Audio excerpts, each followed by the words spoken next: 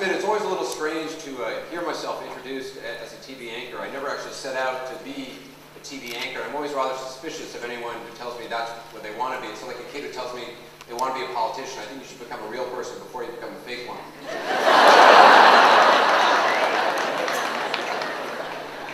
My apologies to any local politicians who may be. But I thought I'd just talk a little bit about how I got into this business. You've heard some of it. And also what it's like reporting on some of the biggest stories of our time, both overseas and here in the United States.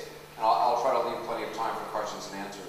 As I said, I never really set out to be a TV anchor. I graduated college not exactly knowing what I wanted to do with my life. And when I graduated, as you heard, I asked my mom for advice, and which is not something I did a lot as a kid. My mom is, as you may know, Gloria Vanderbilt, and she's a remarkably talented person, a very special person, but practical, she's not. She's not the person you go to for practical life advice. The last time, actually, I had asked her for advice was when I was applying for a job in high school as a waiter, and I was going for my first job interview. It was a summer job, and I asked her, what her advice was going to the interview, and she thought about it, and she came back and she said that she said, wear vertical stripes because they're slimming. It's clearly true, because I'm actually wearing vertical stripes.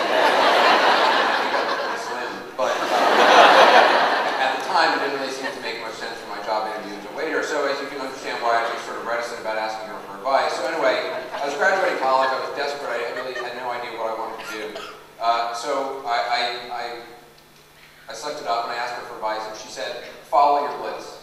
And follow your bliss. At the time, I wanted something more practical, like plastics, something that was a little more direction. But in retrospect, follow your bliss is very good advice. I should point out it's not original advice. I actually learned later that she was watching public television and Bill Moyers was interviewing a professor named Joseph Campbell, and he coined the term, follow your bliss. So I'm thankful my mom was not watching, Montel Williams. I don't know what advice she would give me then, probably something about getting a DNA test.